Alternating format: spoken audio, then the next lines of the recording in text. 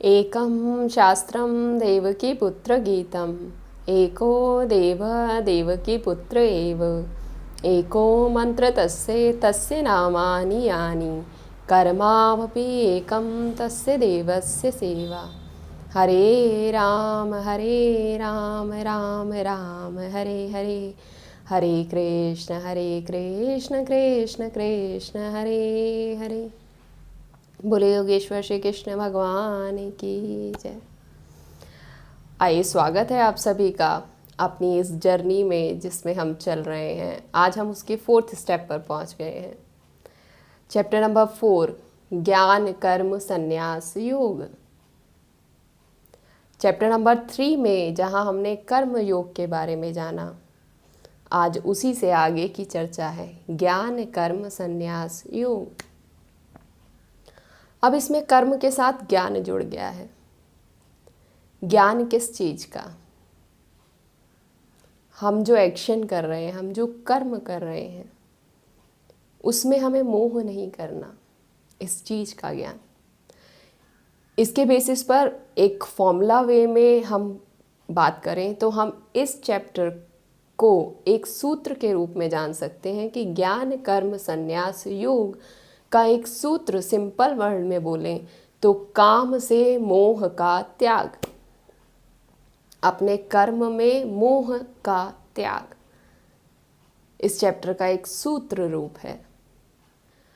सबसे first chapter में इसमें जहाँ पे अर्जुन अकेला खड़ा अपने बारे में सोच रहा था, वहाँ पे सेल्फिश एक्शन के बारे में बात हुई।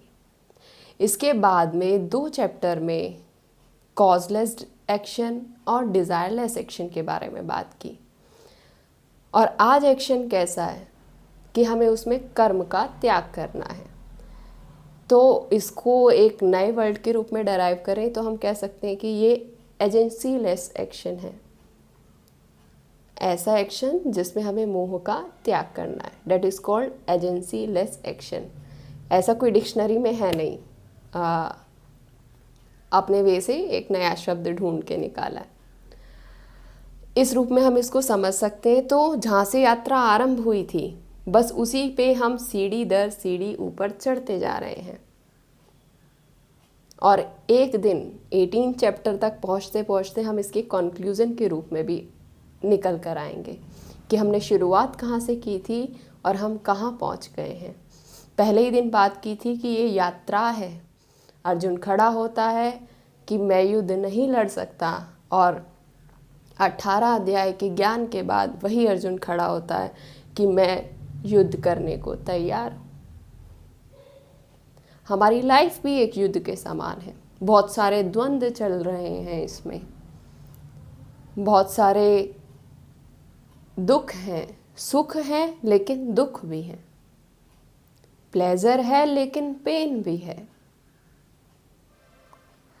तो इन सब को कैसे दूर किया जाए, उन द्वंद्वों से कैसे निवृत्ति की जाए, तो इसके बारे में ये चैप्टर बात करता है। इस चैप्टर में जहाँ तक इसके ओवरव्यू के बारे में बात करें, जैसा हम चल रहे हैं, श्लोक दर श्लोक बात नहीं कर रहे हैं, पूरे चैप्टर के एक स्वरूप रूप में, उसके एक सारांश के रूप में बात कर रहे हैं।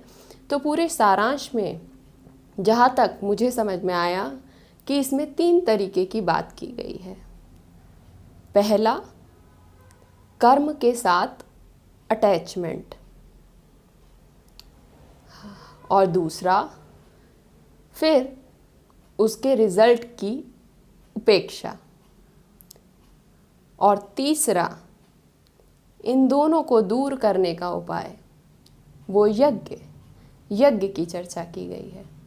पहले प्रॉब्लम क्रिएट होती है कि कोई भी एक्शन जब हम करते हैं तो उसके साथ अटैच हो जाते हैं,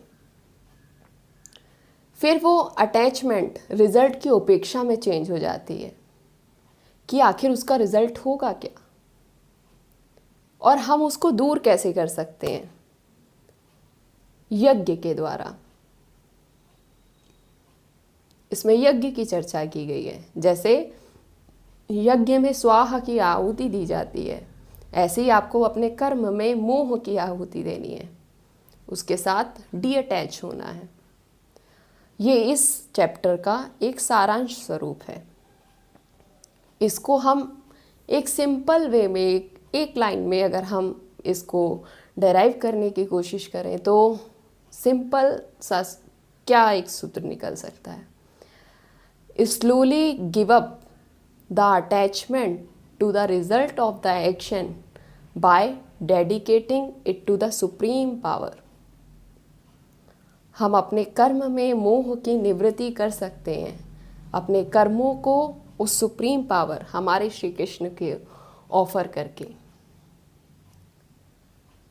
तो इस तरीके से कर्म में इस तरीके की बात की गई है। बस एक छोटी सी बात और कह के मैं आज के सेशन को विराम दूंगी कि हमारी ये जो प्रॉब्लम्स हैं ये क्रिएट कैसे होती हैं। कोई भी प्रॉब्लम क्रिएट कैसे होती है? हमारे रॉन्ग बिलीव्स के कारण, हमारी इग्नोरेंस के कारण। ये इग्नोरेंस हमारी जो क्रिएट होती है वो हमारे रॉन्ग बिलीव्स के कारण होती है कि हमने किसी भी चीज़ के प्रति कोई कल्पना बना ली और वो कल्पना है, सत्य नहीं है। यहीं से प्रॉब्लम आरंभ होती है। When we don't see the truth as it is, जैसा कि सत्य है वैसा हमने नहीं देखा, उसको अपनी उपेक्षा पर तोल कर उसकी एक नई परिभाषा क्रिएट कर दी, वहाँ से प्रॉब्लम का जन्म होता है। तो ये प्रॉब्लम कहाँ से क्रिएट हुई? जब हमने किसी वस्तु को उसके सत्य रूप में नहीं देखा तो उससे हमारा एक रॉन्ग बिलीव बना, हमने उससे एक अपनी धारणा बनाई और वो धारणा एक प्रॉब्लम का रूप ले लेती है। Our wrong believes leads to the problem and the problem is imaginary. वो हमारी काल्पनिक, एक हमारी सोची हुई प्रॉब्लम है। सत्य में वो वैसा नहीं है।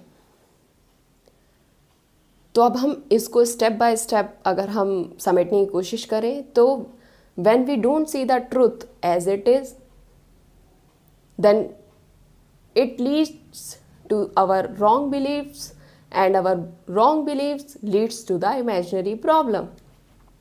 और जब प्रॉब्लम सत्य में है ही नहीं, काल्पनिक है, तो उसका सॉल्यूशन कैसे निकलेगा? जो चीज़ वास्तविकता में है ही नहीं उसको कोई सॉल्व कैसे कर पाएगा? एक्सटर्नली उसका कोई भी सॉल्यूशन नहीं है। उसका एकमात्र सॉल्यूशन है वो हम खुद हैं। अपनी इमेजिनरी प्रॉब्लम्स को हम ही दूर कर सकते हैं, कोई और नहीं। और उसका सॉल्यूशन क्या हो सकता है? अपनी चेतना की जागृति, अपने विवेक का उदय, अपने एक्शंस में विजडम, नॉलेज, जो प्रभु हमें सांख्य योग और कर्म योग में थोड़ा थोड़ा सिखा चुके हैं।